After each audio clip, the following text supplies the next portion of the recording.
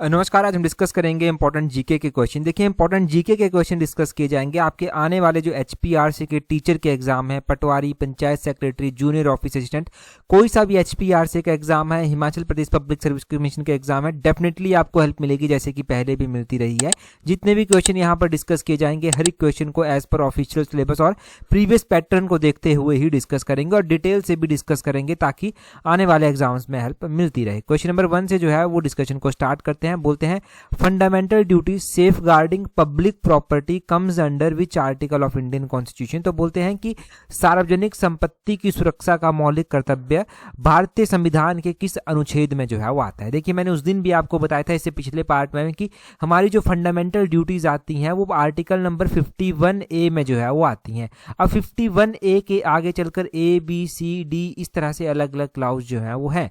अब बोलते हैं कि सेफ गार्डिंग पब्लिक प्रॉपर्टी की जो आपकी पब्लिक प्रॉपर्टी है, जो सार्वजनिक संपत्ति है, उसकी सुरक्षा करना आपका जो है वो मौलिक कर्तव्य है। ये कौन से जो है वो आर्टिकल में आता है? तो ये आर्टिकल 51AI में जो है वो आता है। तो ये 51AI ऑप्शन डी जो है वो सही आंसर जो है वो हो जाएगा। अब फंडामेंटल ड्यूटीज को एक बार फिर से रिवाइज करते हैं और डिटेल में रिवाइज करते हैं।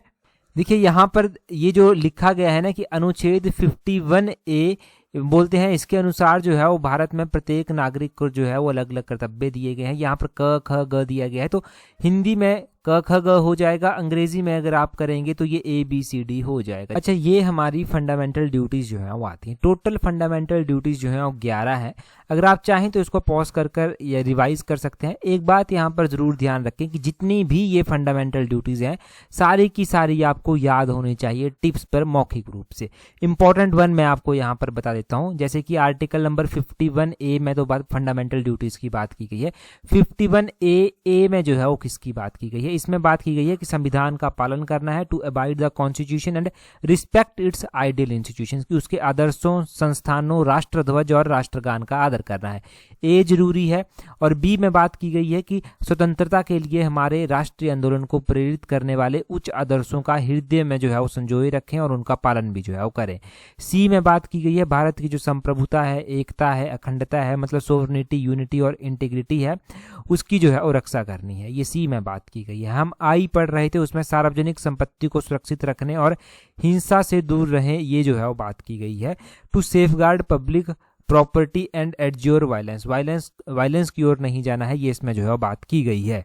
जो क्वेश्चन एचपीआरसी ने अपने एक एग्जाम में पूछा था वो उसने आर्टिकल नंबर 51AG के बारे में जो था वो पूछा था। ये जी इसके बारे में जो था वो पूछा था, प्राकृतिक पर्यावरण की जिसके अंतर्गत वन, झील, नदी और वन्य जीव हैं रक्षा करें और उसका संवर्धन करें तथा जो प्राणी मात्र के लिए दया भाव है वो भी जो है वो रखें। मतलब to protect and improve the natural environment including forest, lakes, river, wildlife and to have compassion for living creature, ये इसमें जो है वो बात की गई है।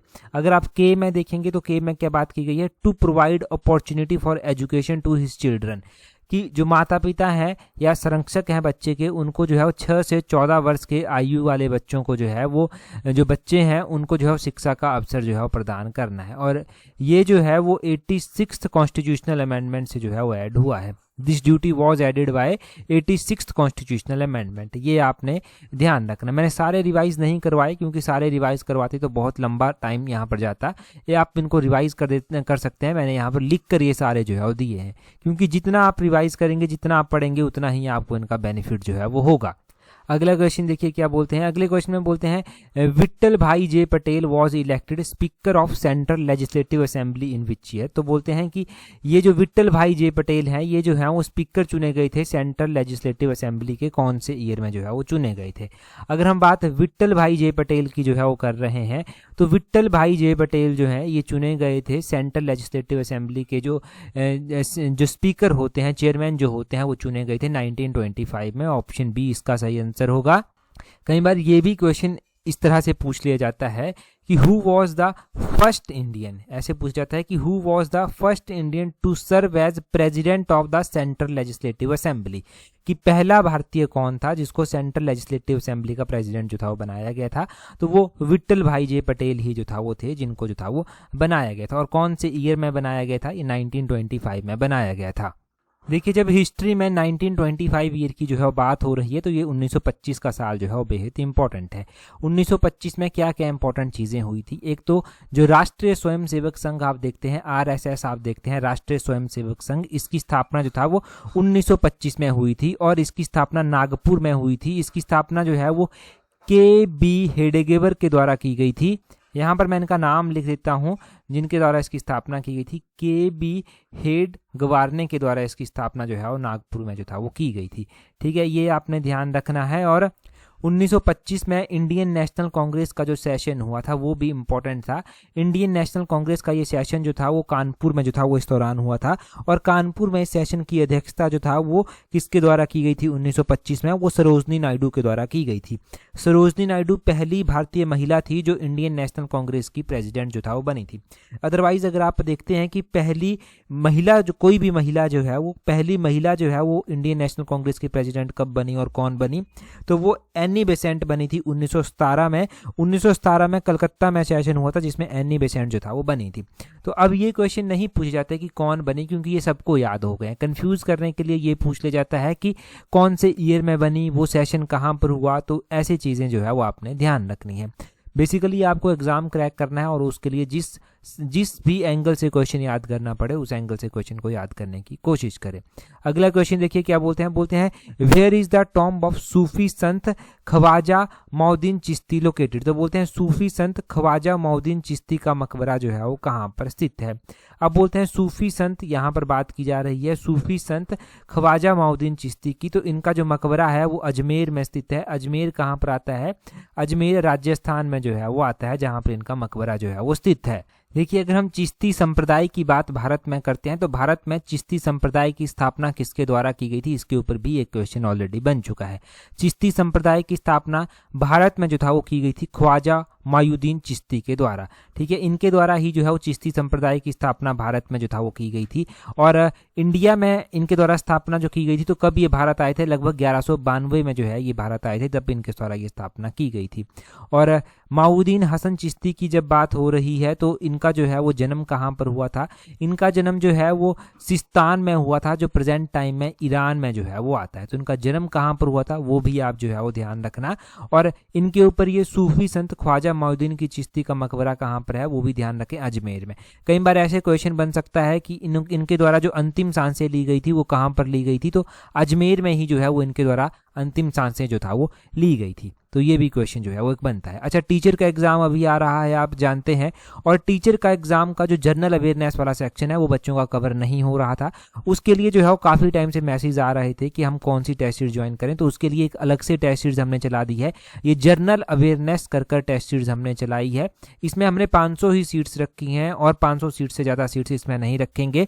अब ये जो जनरल अवेयरनेस वाली जो टेस्ट सीरीज हमारी रहने वाली है, ये सारा का सारा जनरल अवेयरनेस का सेक्शन जो है वो कवर करेगी, चाहे वो किसी भी नॉन टेक्निकल या फिर टेक्निकल एग्जाम का सेक्शन जो है वो क्यों ना हो। तो ये 35 नंबर जो मानकर चलिए आपकी 35 क्वेश्चंस जो हैं वो इस सेक्शन से पूछे जाते हैं, वो सेक्शन इसमें कवर किया जाएगा। इस टेस्ट सीरीज का लिंक नीचे डिस्क्रिप्शन बॉक्स कमेंट बॉक्स में जो है वो दिया गया है, आप इसको ज्वाइन कर सकते हैं। अगर स्टार्टिंग से ही ज्वाइन कर लेंगे और लास्ट तक फॉलो करेंगे तो डेफिनेटली पॉजिटिव रिजल्ट आपको देखने को जो है वो मिलेंगे। खैर अगला क्वेश्चन देखिए क्या बोलते हैं। अगले क्वेश्चन में बोलते हैं who moved the first no confidence motion against prime minister Jawaharlal Nehru in Lok Sabha in 1963। तो बोलते हैं कि 1963 में लोकसभा में प्रधानमंत्री जवाहरलाल नेहरू के विरुद्ध पहला जो अविश्वास प्रस्ताव था वो किसने जो था वो पेश किया था। तो प्रधानमंत्री जवाहरलाल नेहरू, आपको पता है कि पहली बार जो कोई प्रधानमंत्री बने वो जवाहरलाल नेहरू जो था वो प्रधानमंत्री बने थे। अब इनके खिलाफ या फिर इनके विरुद्ध जो है वो पहली बार नो कॉन्फिडेंस मोशन जो है वो लाया गया। अब ये नो कॉन्फिडेंस मोशन जो था वो किसके द्वारा जो है वो लाया गया था, ये बेसिकली इस क्वेश्चन में जो है वो पूछते हैं। तो ये आचार्य JB कृपलानी के द्वारा, आचार्य JB कृपलानी, इसका ऑप्शन ए सही आंसर हो जाएगा, इनके द्वारा लाया गया था। देखिए सबसे पहले नो कॉन्फिडेंस मोशन की जब यहाँ पर बात हो रही है तो इसके बारे में एक अहम चीज़ आप याद रखना कि नो कॉन्फिडेंस मोशन जो लाया जाता है ना वो सिर्फ लोकसभा में ही लाया जाता है। अगर हम स्टेट में बात करते हैं तो सिर्फ विधानसभा में ही लाया जाता है ये। अब लोकसभा में ही इसको लाया जाता है और राज्यसभा में इसको नहीं लाया जा सकता, ये आप बात ध्यान रखें। दूसरा कि विधानसभा में ही ये लाया जाता है, विधान परिषद में ये नहीं लाया जाता। ये जो है वो हमेशा अपोजिशन के द्वारा लाया जाता है और अपोजिशन के द्वारा ये रूलिंग पार्टी के अगेंस्ट अगेंस्ट जो है वो लाया जाता है। अगर हम बात करें यहाँ पर कि भारत के प्रधानमंत्रियों की जब बात हो रही है तो सबसे पहले प्रधानमंत्री बने थे पंडित जवाहरलाल नेहरू। 1947 में ही इन्होंने जो है इनका कार्यकाल जो है शुरू हो गया था, 1964 तक जो था वो चला था। और दूसरे नंबर पर जो है वो कार्यवाहक प्रधानमंत्री बनाए गए थे गुलजारी लाल नंदा, और उसके बाद लाल बहादुर शास्त्री 1964 में जो है वो बने थे। 1964 में ये बने, 1966 तक जो था ये प्रधानमंत्री जो था वो रहे थे लाल बहादुर शास्त्री, और उसके बाद फिर से गुलजारी लाल नंदा के पास कार्यवाहक प्रधानमंत्री का जो है कार्यकाल आता है। फिर इंदिरा गांधी प्रधानमंत्री बनती है 24 जनवरी 1966 को, और 1977 तक ये प्रधानमंत्री जो है वो रहती हैं। फिर इमरजेंसी वाला वो दौर जो था वो आया था। फिर इमरजेंसी के बाद जो है वो पहली बार जो है वो नॉन कांग्रेस सरकार जो है वो बनती है, और नॉन कांग्रेस सरकार जो बनती है वो बनती है जनता पार्टी की, और वो मोरारजी देसाई की अध्यक्षता में जो है वो बनती है। मोरारजी देसाई जो था वो प्रधानमंत्री बने थे 1977 में। फिर से 1979 तक इनकी सरकार चली। 1979 में फिर चौधरी चरण सिंह बने। 1980 में ये 1980 तक जो है ये रहे। फिर 1980 में फिर से इंदिरा गांधी चुनी गई, 1984 तक रही। 1984 में फिर से 1984 में इंदिरा गांधी का निधन हो गया था। फिर राजीव गांधी जो था वो चुने गए थे। प्रेजेंट टाइम में आपको पता है कि नरेंद्र मोदी जो है वो प्रधानमंत्री जो है वो हैं। और ये जो मैं प्रधानमंत्रियों के बारे में बता रहा हूँ ना, ये क्रोनोलॉजिकल ऑर्डर भी जो है वो पूछ लिया जाता है कई बार, तो क्रोनोलॉजिकल ऑर्डर भी पता होना चाहिए आपको कि कैसे कैसे ये क्रोनोलॉजिकल ऑर्डर जो है वो रहता है। अगला क्वेश्चन देखेंगे हमारे पास क्या पूछा गया है अगले क्वेश्चन में बोलते हैं jhum cultivation also known as shifting agriculture is mainly practised in which type of farming. तो बोलते हैं कि झूम की खेती जिसे जो है वो जिसे जो है वो स्थानांतरण कृषि के रूप में भी जाना जाता है, मुख्य रूप से किस प्रकार की खेती में प्रचलित है? तो ये प्रिमेटिव सब्सटेंसिव टाइप की फार्मिंग में जो है वो प्रचलित है। ऑप्शन सी इसका सही आंसर हो जाएगा। थोड़ा डिटेल से बात करते हैं जैसे क्वेश्चन बनते हैं। एक तो ऐसा क्वेश्चन बन सकता है, यहाँ पर स्टार लगा लीजिए, और क्या क्या क्वेश्चन बन सकते हैं। यहाँ पर देखिए बोलते हैं इंडिया में जो प्रिमेटिव फॉर्म ऑफ कल्टीवेशन है उसको अलग अलग नाम से जाना जाता है, जैसे कि बेवार और धैया इसको मध्य प्रदेश में बोलते हैं, पोडू और पेंडा इसको आंध्र प्रदेश में बोलते हैं, पामा धाबी और कोमन और भृंगा इसको उड़ीसा में जो है वो बोलते हैं, कुमारी इसको जो है वो वेस्टर्न घाट में बोलते हैं, वेल्लर और वेल्टर जो है वो साउथ ईस्टर्न राजस्थान में बोलते हैं, खिल इसको हिमालयन बेल्ट में बोलते हैं, कुरुबा इसको झारखंड में बोलते हैं, झूमिंग इसको नॉर्थ ईस्टर्न रीजन में जो है वो बोलते हैं। इसके ऊपर एचएस में भी क्वेश्चन बने हैं, और एक बार नहीं 2-3 बार एचएस में यहाँ से जो है वो क्वेश्चन बने हैं। और आपका जो जनरल अवेयरनेस वाला सेक्शन है जियोग्राफी में ये क्वेश्चन जो है वो पक्का बन सकते हैं। तो इसे सारी स्लाइड को याद कर लेना, तो यहाँ से क्वेश्चन ठीक हो सकता है अगर पूछा गया। अगला क्वेश्चन देखिए, ये पूछा गया था अभी एचपीआरसी के द्वारा अपने एक एग्जाम में। बोलते हैं which sector in India has contributed the most to GDP in the last 2 decades due to service based industries. तो बोलते हैं कि भारत में जो है वो बोलते हैं पिछले 2 दशकों में सेवा आधारित उद्योगों के कारण जो है वो जीडीपी में सबसे अधिक योगदान जो है वो किस क्षेत्र का रहता है? तो सबसे अधिक योगदान जो है वो तृतीयक क्षेत्र का रहता है। ऑप्शन सी इसका सही आंसर है। तृतीयक क्षेत्र का मतलब है टर्शरी सेक्टर का जो है वो सबसे अधिक योगदान जो है वो रहता है। 3 तरह के सेक्टर होते हैं, एक जो है प्राइमरी सेक्टर होता है, एक सेकेंडरी सेक्टर होता है, और एक टर्सरी सेक्टर होता है। प्राइमरी सेक्टर में भी अलग अलग सब सेक्टर आते हैं, बहुत बार मैं बताता हूं, और यहां से क्वेश्चन बनते हैं। एचपीआरसी ने लगातार 2-3 बार प्राइमरी, सेकेंडरी और टर्सरी सेक्टर से क्वेश्चन पूछे हैं। प्राइमरी सेक्टर में जो सब सेक्टर आते हैं उसमें फॉरेस्ट्री आ जाता है, फिशरीज, माइनिंग, क्वेरिंग, ये सब जो है वो सेक्टर आते हैं प्राइमरी सेक्टर में। जो सेकेंडरी सेक्टर है जिसको द्वितीयक क्षेत्र बोलते हैं, इसमें जो है वो electricity, gas, water manufacturing, construction, ये सब सेक्टर जो है वो इसमें आते हैं। और ये जो टर्सरी सेक्टर जिसका सबसे अधिक योगदान जो है वो इंडिया की जीडीपी में है, वो जो है उसमें जो है वो ट्रांसपोर्ट, होटल हो गया, कम्युनिकेशन हो गया, ट्रेड हो गया, ब्रॉडकास्टिंग हो गया, फाइनेंशियल सर्विसेज हो गया, रियल एस्टेट हो गया, ये सब इसमें जो है वो आते हैं। हिमाचल के कॉन्टेक्स्ट में भी अगर आपने थोड़े से भी ध्यान से वीडियोस देखी हैं तो हिमाचल में भी जो है वो जो सर्विस सेक्टर है जिसको टर्सरी सेक्टर भी बोलते हैं, उसका हाईएस्ट कंट्रीब्यूशन जो है वो रहता है जीएसवीए में।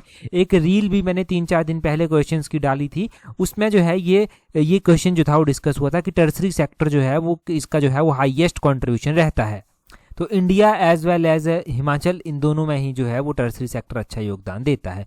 अगला क्वेश्चन हम देखेंगे, परंतु अगला क्वेश्चन हम डिस्कस करें उससे पहले, अगर आप तैयारी कर रहे हैं अपने आने वाले पटवारी के एग्जाम के लिए, पंचायत सेक्रेटरी के एग्जाम के लिए, तो आप हमारी स्लॉट 4 की टेस्ट सीरीज के साथ जुड़ सकते हैं, जिसका लिंक नीचे डिस्क्रिप्शन बॉक्स, कमेंट बॉक्स में जो है वो दिया गया है। साथ में ही जो है वो अगर आप तैयारी जो है वो कर रहे हैं जूनियर ऑफिस असिस्टेंट के एग्जाम के लिए, तो उसकी टेस्ट सीरीज का लिंक भी जो है वो नीचे डिस्क्रिप्शन बॉक्स, कमेंट बॉक्स में जो है वो दिया गया है। अभी देखिए जो हमारी टेस्ट सीरीज है उनके आगे स्पष्ट तौर पर लिखा गया है कि कौन सी चीज के लिए कौन सी टेस्ट सीरीज है। अभी जनरल अवेयरनेस की टेस्ट सीरीज जो है वो, ये भी जो है वो एक इंपॉर्टेंट टेस्ट सीरीज है, तो जिनको भी ये जनरल अवेयरनेस की टेस्ट सीरीज ज्वाइन करनी है उनका भी लिंक कमेंट बॉक्स में ही जो है वो दिया गया है, वहां से ये ज्वाइन कर सकते हैं। अगला क्वेश्चन देखिए, बोलते हैं which one of the following is an optical aid, तो इनमें से कौन सी एक ऑप्टिकल एड है। तो ये क्वेश्चन भी जो है वो HPRC के एग्जाम में पूछा गया था साइंस सेक्शन में, तो आपको पता होना चाहिए कि किस तरह के क्वेश्चन HPRC पूछ रहा है। हम इस तरह के क्वेश्चन जो है वो हम इसलिए डिस्कस करते हैं ताकि जो है वो आपकी अंडरस्टैंडिंग ज़्यादा से ज़्यादा हो सके।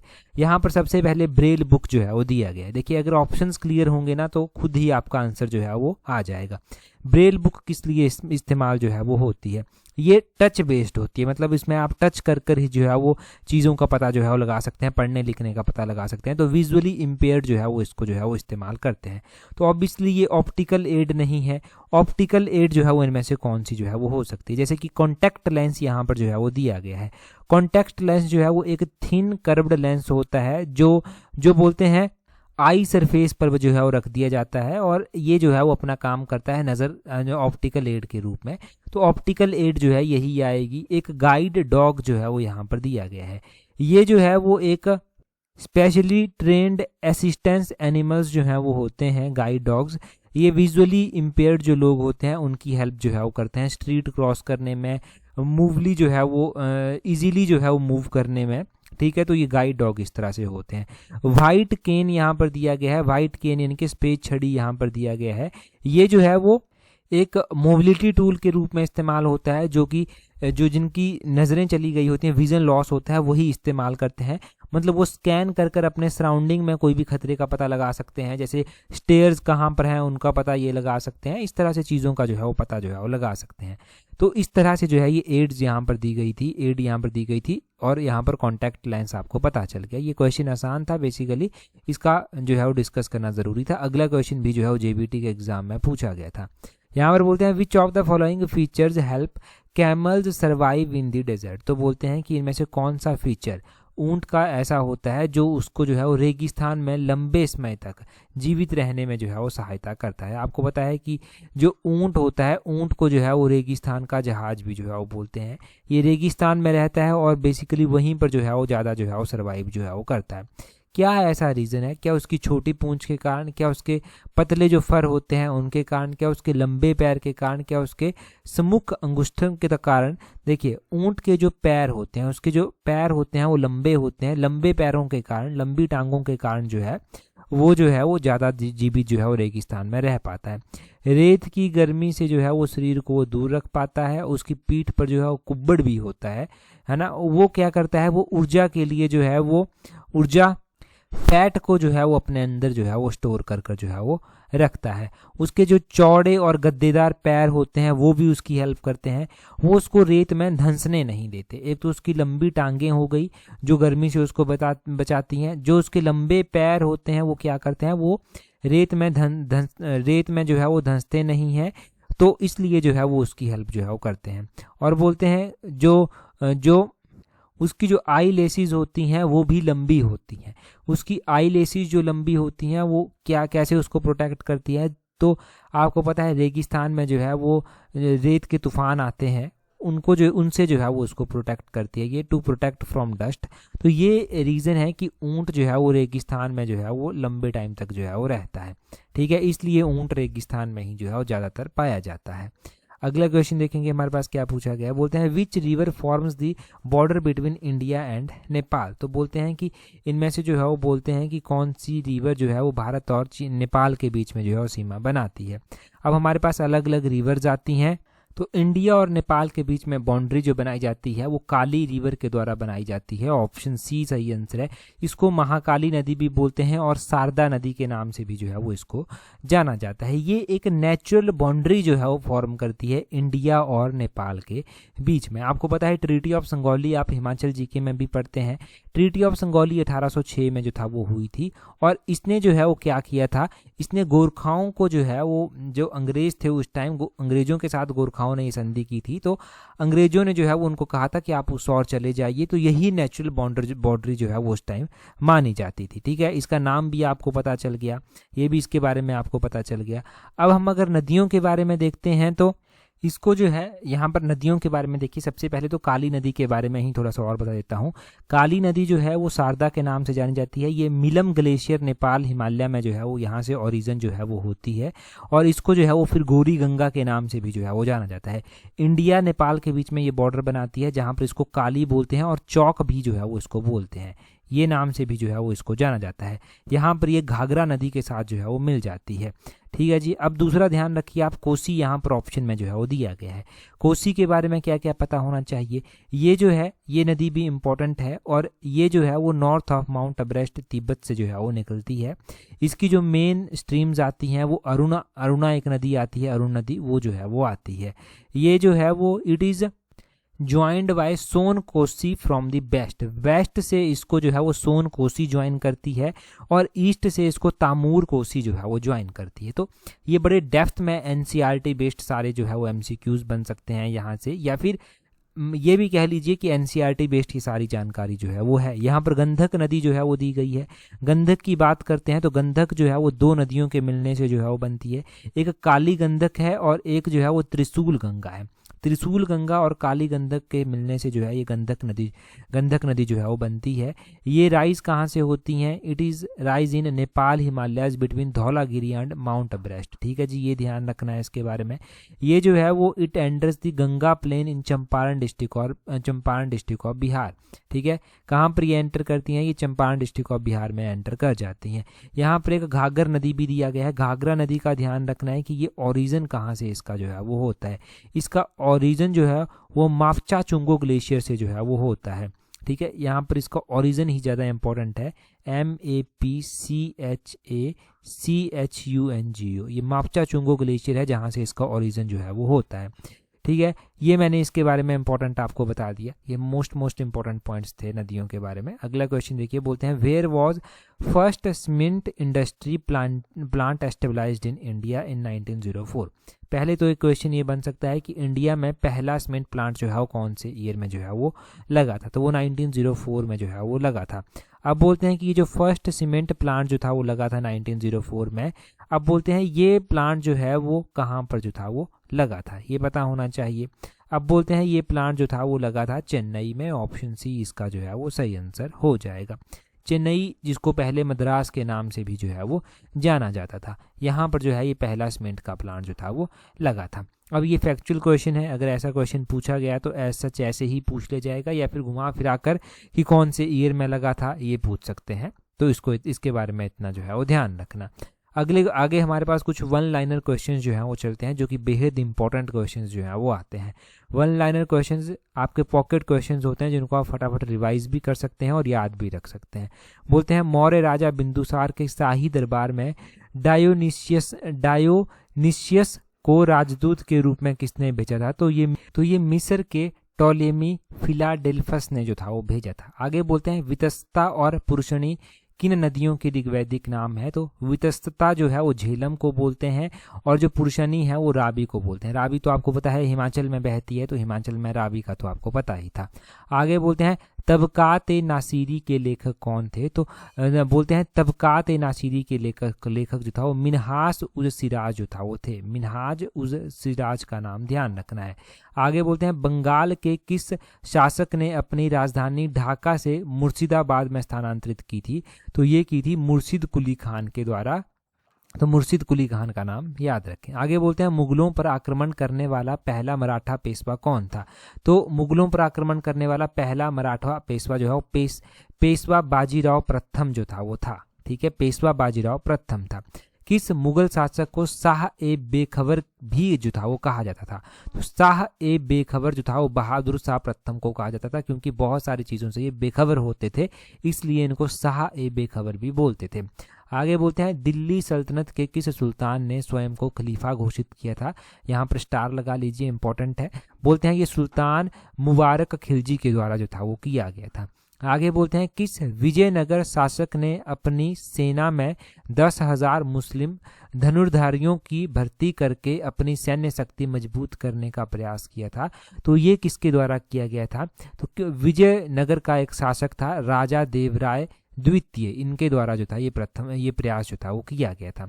ऋग्वेद के किस मंडल में पुरुष सूक्त का वर्णन है? तो पुरुष सूक्त का जो वर्णन है वो 10वें मंडल में जो है वो आता है। अच्छा, गायत्री मंत्र जो है वो ऋग्वेद के किस मंडल से लिया गया है? ये बेसिक क्वेश्चन कमेंट कर आप बताइए।